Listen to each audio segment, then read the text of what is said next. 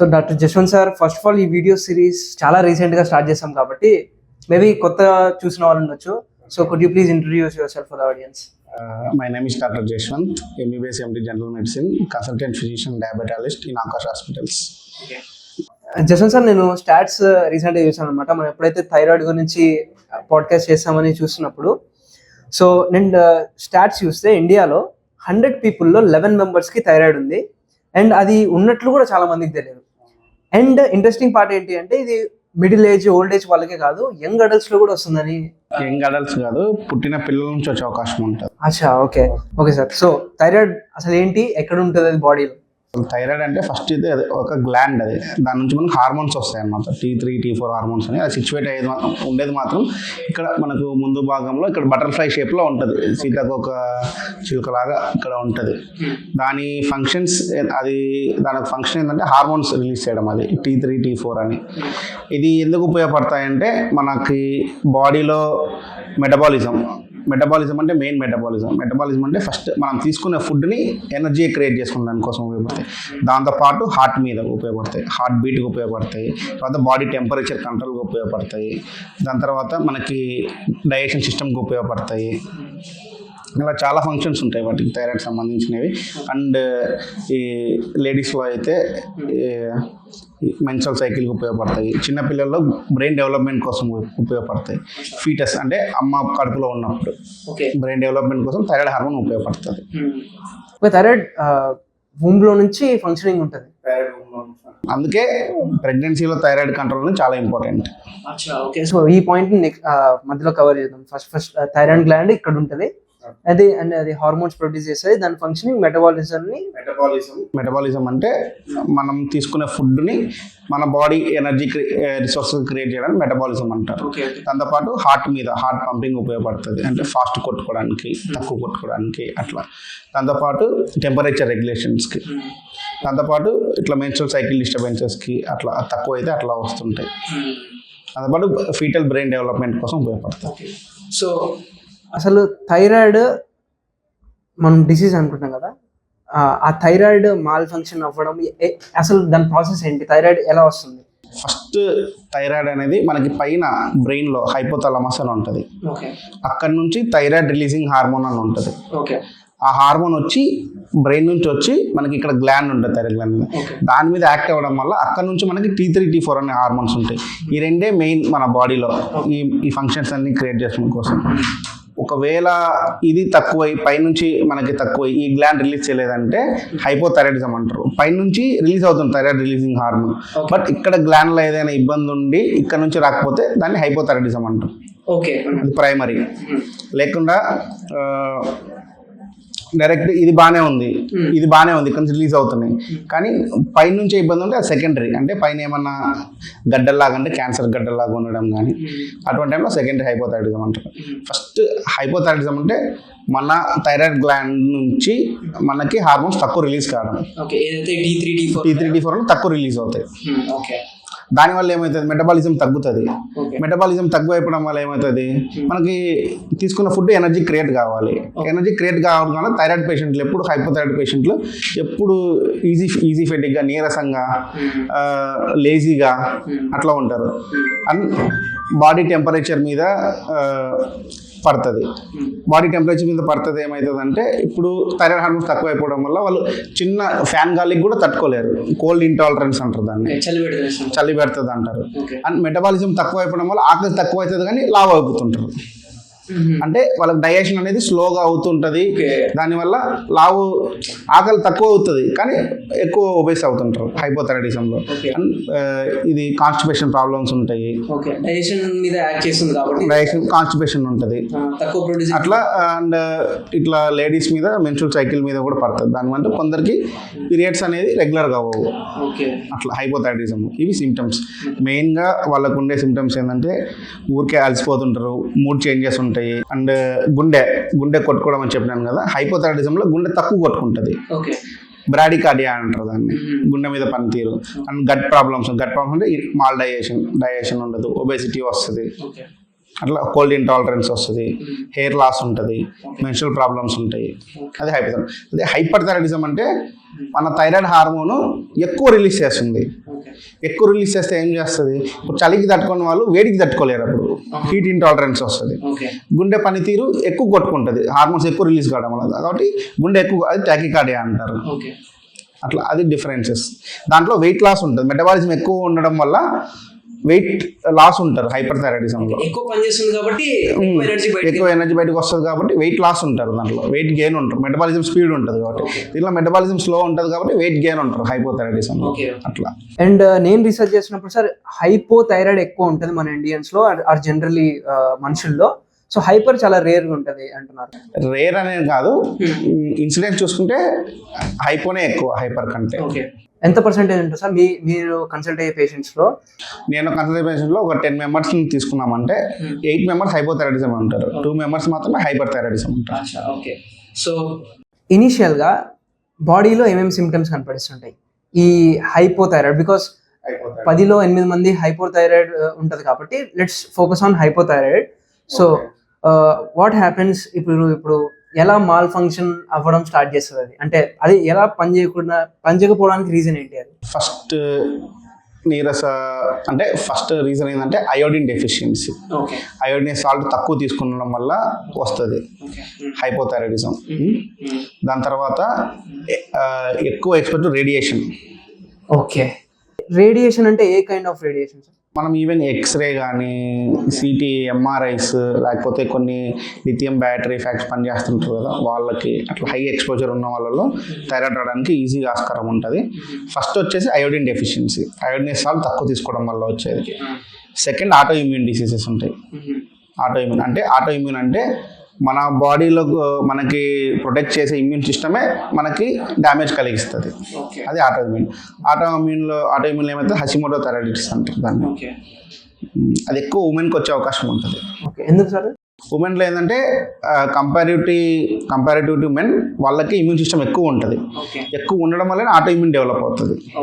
దానివల్లనే ఉమెన్కి హైపోథైరాయిడిజం ఎక్కువ వస్తుంది. ఆటో ఇమ్యూన్ ఎందుకు డెవలప్ అవుతుంది? ఇమ్యూన్ సిస్టమ్ ఎక్కువ హైపర్గా పనిచేయడం వల్ల కొన్నిసార్లు మన ఓన్ సెల్స్ని అటాక్ చేస్తుంది. ఓకే. ఆటో ఇమ్యూన్ అంటే ఓకే, బట్ దానికి ఆ ఇమ్యూన్ సిస్టమ్ అలా బిహేవ్ చేయడానికి వాళ్ళ లైఫ్ స్టైల్ వల్ల, వాళ్ళ ఫుడ్ వల్లనా, లేకపోతే హెరిటేట్లీ వచ్చి రావడం వల్ల అలా యాక్ట్ చేస్తుంది? హెరిడిటరీ కూడా ఉంటుంది, బట్ ఇప్పుడు మన మదర్కి ఉందంటే మనకు ఖచ్చితంగా థైరాయిడ్ రావాలనేది ఉండదు. ఏమంటే రిస్క్ ఫ్యాక్టర్గా ఉంటాం మనము దాంతోపాటు ఇట్లా రేడియేషన్కి, అయోడిన్ డెఫిషియన్సీకి అందరము ఎక్స్పోజ్ అయి ఉంటాం, కానీ వాళ్ళు ఈజీగా వస్తుంది, వాళ్ళకి ఆల్రెడీ రిస్క్ ఫ్యాక్టర్ ఉంది హెరిడిటరీ నుంచి, కాబట్టి వాళ్ళు ఈజీగా వచ్చే ఛాన్స్ ఉంటుంది వాళ్ళకి అట్లా.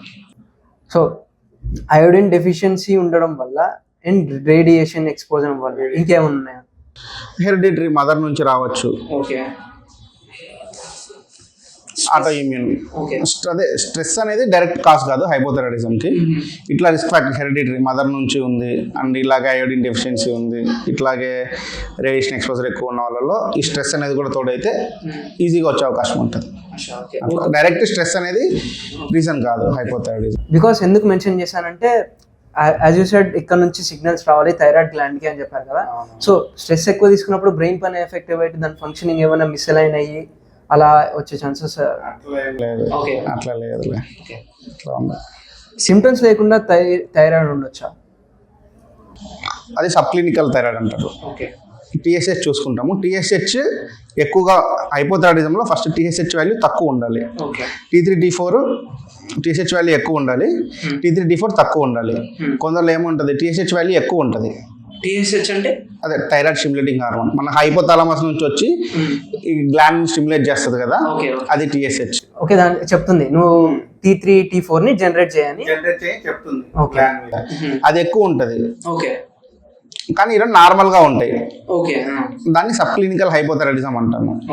దీని వాల్యూ వచ్చేసి 5 వరకు ఉండాలి, 0 to 5.5 వరకు TSH. అదే 5 to 10 ఉన్న దానిలో ఉండి T3 T4 నార్మల్ ఉంటే సబ్ క్లినికల్ అంటారు.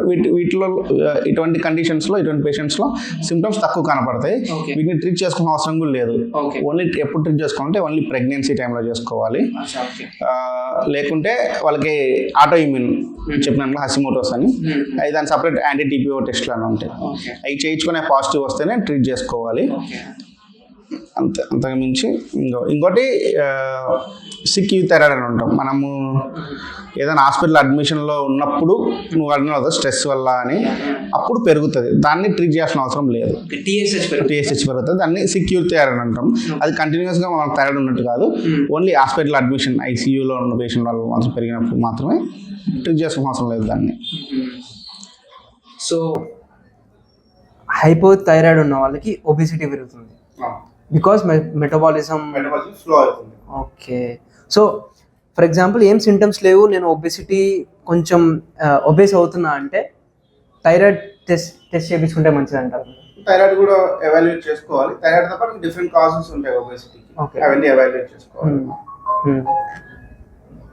ఇందాక మీరు చెప్పినట్టు ప్రెగ్నెన్సీ టైంలో థైరాయిడ్ కంట్రోల్ ఉండడం ఎంత ఇంపార్టెంట్? ఖచ్చితంగా థైరాయిడ్, ఎందుకంటే మన మెటబాలిజం బాగా పనిచేయాలి. బేబీ ఫీటల్ గ్రోత్ డెవలప్మెంట్ అని ఉంటుంది. మదర్కి థైరాయిడ్ కంట్రోల్ లేదంటే బేబీ మీద ఎఫెక్ట్ ఎక్కువ పడుతుంది. బేబీ ఆర్గాన్ డెవలప్మెంట్ తక్కువ అవ్వడం కానీ అట్లా జరుగుతుంది. బ్రెయిన్ డెవలప్మెంట్ తక్కువ అవుతుంది, ఆర్గాన్ డెవలప్మెంట్ తక్కువ అవుతుంది. మనకు తెలియకుండానే ఈ థైరాయిడ్ హార్మోన్ని ప్రతి ఆర్గాన్ మీద మనకి ఇంపాక్ట్ చూపిస్తుంది బాడీలో. అందుకోసం ప్రెగ్నెన్సీలో ఉన్నప్పుడు ఖచ్చితంగా మనం థైరాయిడ్ కంట్రోల్లో అనుకోవాలి.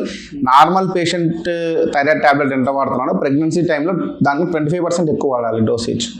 ఓకే, అంటే హైపోథైరాయిడ్ అంటే ఇప్పుడు ఇన్ కేస్ మనము ఇప్పుడు వాళ్ళు ప్రీవియస్గా మనకి ఒక లేడీ ఉంది 25 years యంగ్ ఫీమేల్, ప్రీవియస్గా హైపోథైరాయిడిజం ఉంది, కన్సీవ్ అవుతుంది అనుకున్నా, కన్సీవింగ్ ట్రై చేస్తుంది అనుకున్నా, హైపోథైరాయిడిజం 100 పవర్ వాడుతుంటే 100 మైక్రోగ్రామ్స్ వాడుతుంటే 125కి వెళ్ళాలి ఖచ్చితంగా. ఓకే, సో ఈ నెంబర్స్ చెప్తుంటే మన వాళ్ళకి కొంచెం అర్థం అవ్వకపోయింది సార్. సో అసలు హైపోథైరాయిడ్లో టాబ్లెట్స్ పెడతారు కదా, సో అది ఎలా పెడతారు, ఏదైనా మెజర్ ఉంటుందా? అసలు టీహెచ్ఎస్ ఎంత ఉండాలి, T3 T4 ఎంత ఉండాలి మెజర్, కొంచెం లేమన్ టర్మ్స్లో మాట్లాడుకుంటే? టీహెచ్ 5.5 లోపు ఉండాలి. TSH T3 T4 depend on values ఉంటాయి, ల్యాబ్ని బట్టి యూనిట్స్ని బట్టి మారుతుంటుంది. టీఎస్హెచ్ చూసుకోవాలి. T3 T4 కూడా ఇంపార్టెంటే, కానీ ల్యాబ్ని బట్టి వేరియేషన్స్ మారుతుంటాయి. హైపోథైరాయిడిజంలో టీఎస్హెచ్ ఎక్కువ ఉంటుంది, T3 T4 తక్కువ ఉంటాయి.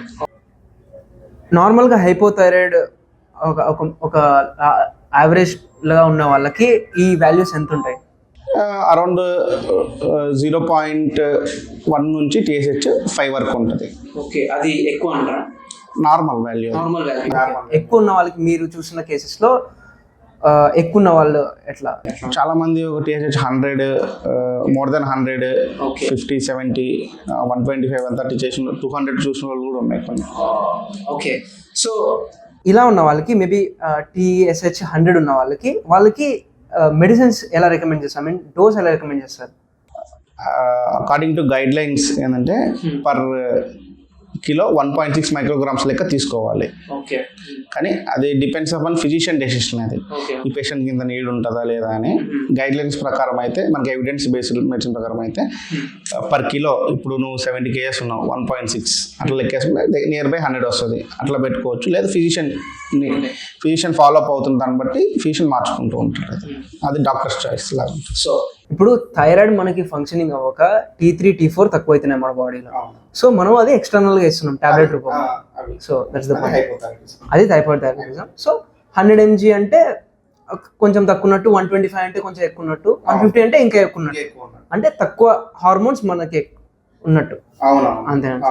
హార్మోన్ రిలీజ్ అనేది తక్కువ ఉన్నట్టు, బయట నుంచి మనం ఎక్స్టర్నల్ గా టాబ్లెట్స్ ఇస్తున్నాం. మోస్ట్ ఆఫ్ ది పీపుల్ ఏమనుకుంటారు అంటే ఇది ఎక్కువ ఉంది, దీన్ని తగ్గించడానికి టాబ్లెట్ తీసుకుందాం అనుకుంటుంటారు. సో అది ఆ పాయింట్ చెప్పాలి. అది మిస్కన్సెప్షన్. అది హైపర్థైరాయిడిజంలో. హైపర్థైరాయిడిజంలో మనకి గ్లాండ్ నుంచి వచ్చే హార్మోన్స్ ఎక్కువ అవడం వల్ల అవి యాంటీ థైరాయిడ్ డ్రగ్స్ అంటాం. మెథిమెజోల్ అని, ప్రొపైల్ థైరాసోల్ అని, కార్బిమజోల్ అని ఉంటాయి. అవి థైరాయిడ్ని తగ్గించడానికి ఉపయోగిస్తాం. అందుకే హైపర్థైరాయిడిజంలో టీఎస్హెచ్ తక్కువ ఉంటుంది, T3 T4 ఎక్కువ ఉంటాయి, దాన్ని తగ్గిస్తాం. హైపోలో టీఎస్హెచ్ ఎక్కువ ఉంటుంది, T3 T4 తక్కువ ఉంటాయి, కాబట్టి బయట నుంచి ఇస్తున్నాం. అదే. సో దీన్ని థైరాయిడ్ ఉంది అని డయాగ్నోస్ ఎలా చేస్తారు? Through blood test only. Okay, and in case ఒకవేళ వాళ్ళకి ఏమైనా ఇక్కడ గాయిటర్ కానీ స్వెల్లింగ్ కానీ ఉంటే అల్ట్రాసౌండ్కి ఇస్తాం. ఓకే, గాయిటర్ అంటే స్వెల్లింగ్ లాగా. దానికి అల్ట్రాసౌండ్ నెక్ తీసి చూస్తాము. ఓకే లేదంటే blood test 3D TSH T3 T4. Okay blood test ద్వారా TSH తెలుస్తుంది, T3 T4 తెలుస్తుంది. బికాజ్ హార్మోన్స్ బ్లడ్లో ట్రావెల్ చేస్తాయి కాబట్టి ఇది తెలుస్తుంది. అండ్ ఒకవేళ ఆటో ఇమ్యూన్ ఏమైనా సస్పెక్ట్ చేస్తూ ఉంటే యాంటీ TPO అని, థైరాయిడ్ రిసెప్టర్ యాంటీబాడీస్ అని ఉంటాయి. హైపోథైరాయిడిజంకి అయితే TPO యాంటీ TPO యాంటీబాడీస్ చూసుకుంటాము. అదే హైపర్ థైరాయిడిజంకి అయితే యాంటీ TSHR రిసెప్టర్ యాంటీబాడీస్ చూసుకుంటాం. Thyroid stimulating hormone receptor antibodies చూసుకుంటాం.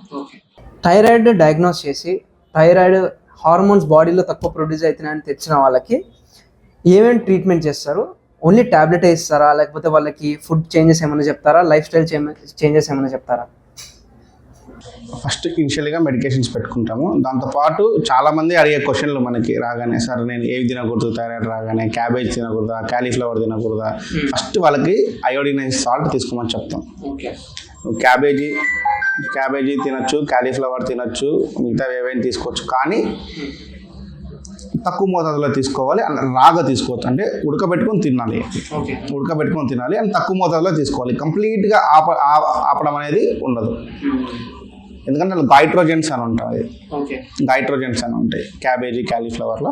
అవి కొంచెం అయోడిన్ డెఫిషియన్సీ చేయడానికి ఇంకో కారణం అవుతాయి అండ్ థైరాయిడ్ గ్లాండ్ మీద డైరెక్ట్గా ఎఫెక్ట్ చేస్తాయి. కాబట్టి దాన్ని తీసుకోవద్దు అని చెప్పట్లేదు, తక్కువ మోతాదులో తీసుకోవాలి అండ్ రాగా తీసుకోకూడదు, ఉడకబెట్టుకొని తీసుకుంటే సరిపోతుంది.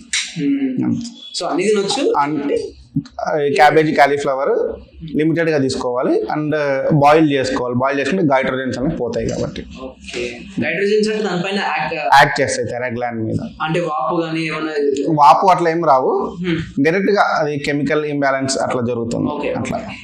సో టెక్నికల్లీ అది కష్టం అంటే ఎక్స్ప్లెయిన్ చేయండి. సో ఫుడ్ చేంజెస్ ఏమీ లేవు.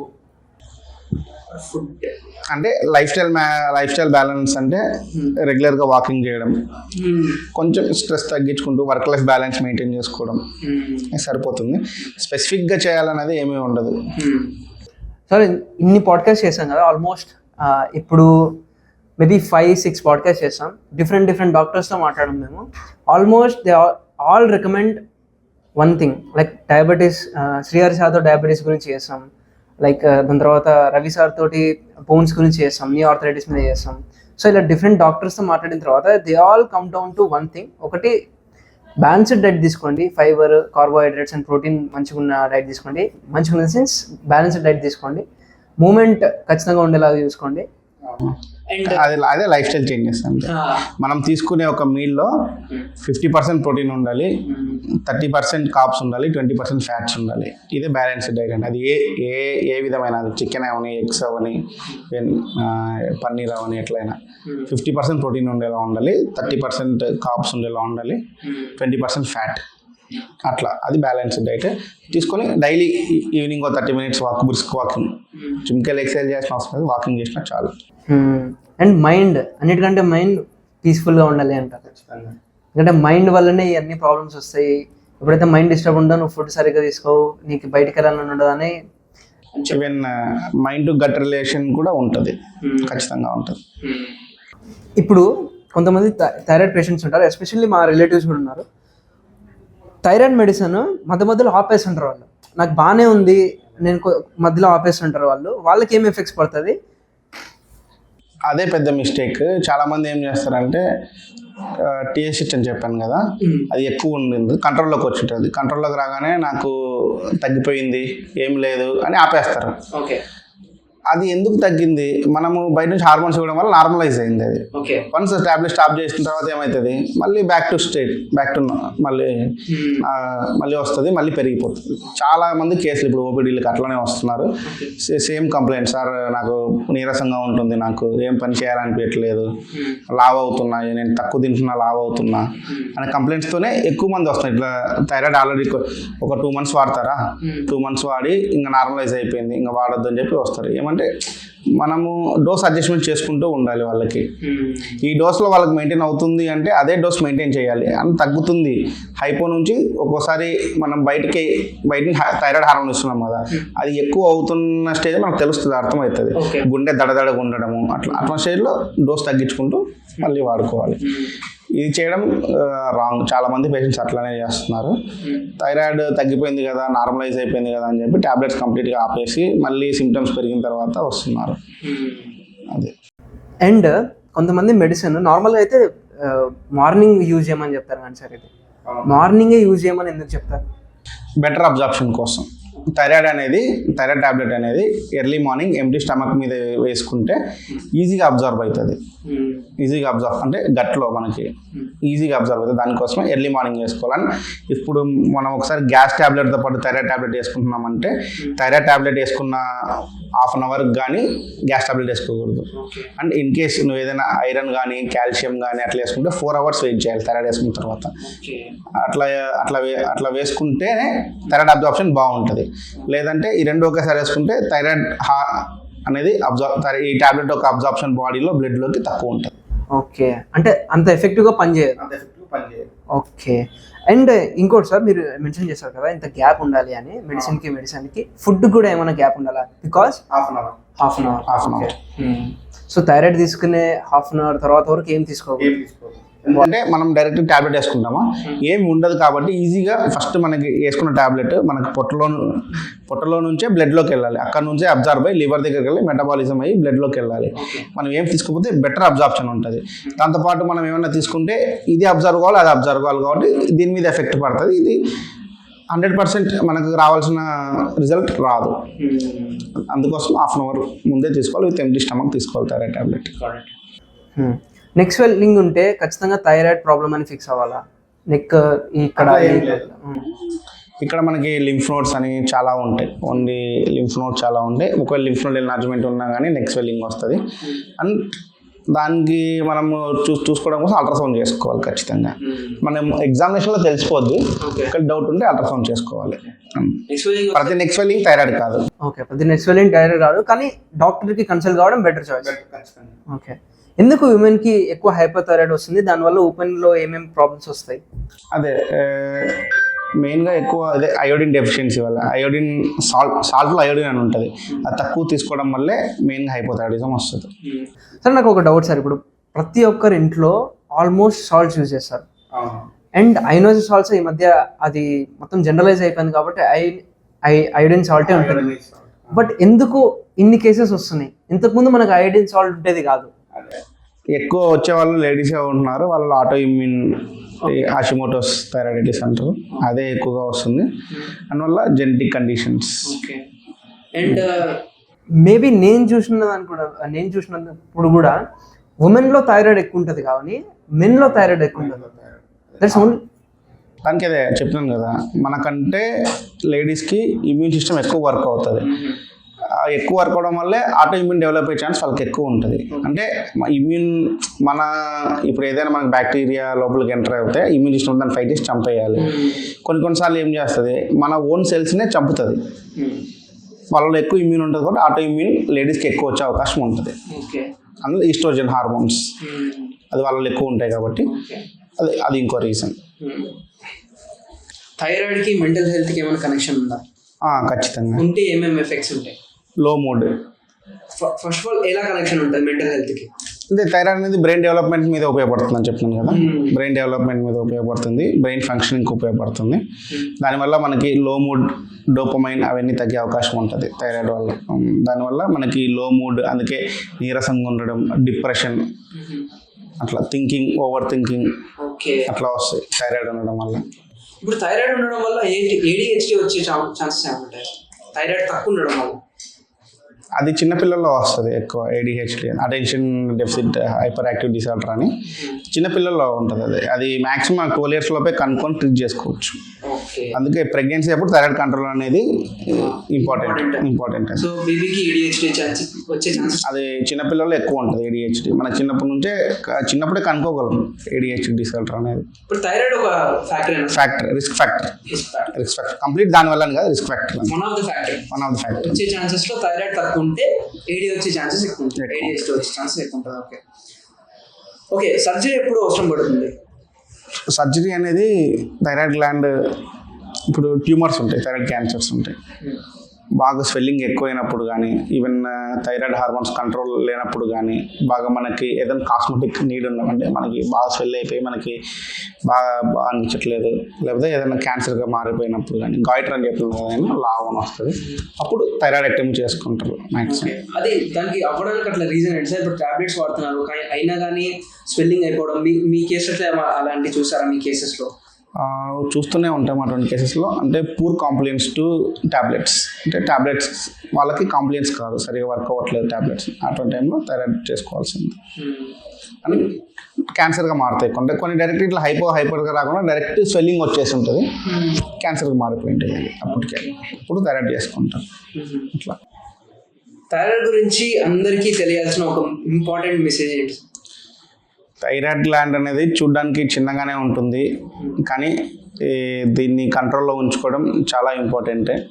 లేకపోతే మనకి తెలియకుండానే పెద్ద ఏవో అనుకుంటాం సిమ్టమ్స్, చిన్న సిమ్టమ్స్ అన్నీ పెద్ద ఏవేవో ఉంటాయి, లో మూడ్ ఉండడం అవి ఇవి, కానీ చిన్న థైరాయిడ్లు కంట్రోల్ చేసుకుంటే ఇవన్నీ పోతాయి.